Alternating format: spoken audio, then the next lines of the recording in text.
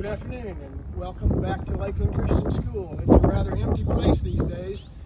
Wouldn't you like to see the car line like this every day when you pulled up to pick up your child? But we're missing you, we appreciate you, and we'd like to really thank you for your cooperation as we try to get our feet wet in the whole notion of distance education and remote learning for our students. Behind me you may see some parents coming by to pick up their packets in the upper elementary school and lower elementary school to keep learning moving forward as we go through this unprecedented odd time in our history. Our teachers have worked very hard to learn some new skills, to communicate in some new kinds of ways, to begin to grow in areas of alternative assessment different from what you would normally be able to practice in the classroom, so that we can keep instruction moving forward for your children. We've been able to do this because of your cooperation at home and our teachers' tireless efforts here at school this week. We hope that your students are growing in their ability to adjust to this learning. We know that it's the real deal. Some of our high school kids have been hoping this was an early spring break, but these grades matter, these things count, and we're working real hard to keep instruction moving forward so that we can avoid extending our school year into the summer.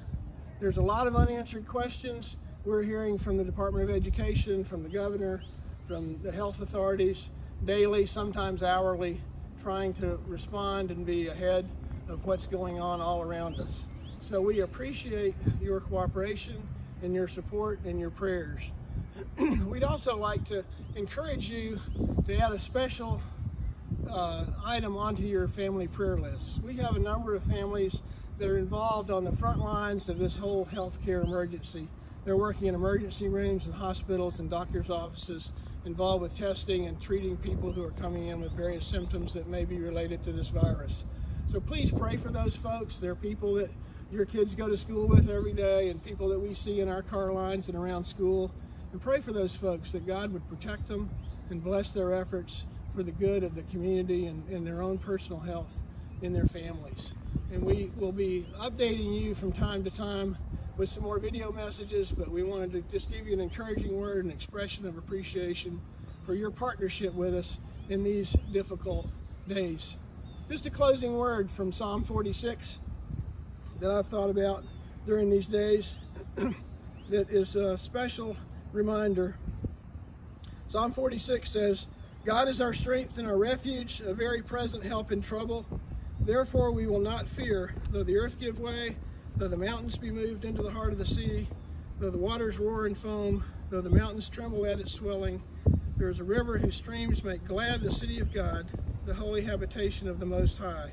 God is in the midst of her, she shall not be moved." In the closing of that psalm, "Be still and know that I am God. I will be exalted among the nations. I will be exalted in the earth. The Lord of hosts is with us. The God of Jacob is our fortress." And apparently, the key to David's consolation in a time of trouble was God's presence. Moses heard God say to him in Exodus, "My presence will go with you and I will give you rest." So in the midst of all this chaos, be encouraged by God's presence, His faithfulness. He never leaves us. And even in the midst of all this, His presence gives us good reason to rest in hope. So we hope you have a little bit of a change of pace in the spring break coming up. Thank you for your cooperation in helping us keep moving instruction forward for all of our students. We appreciate you and we thank you.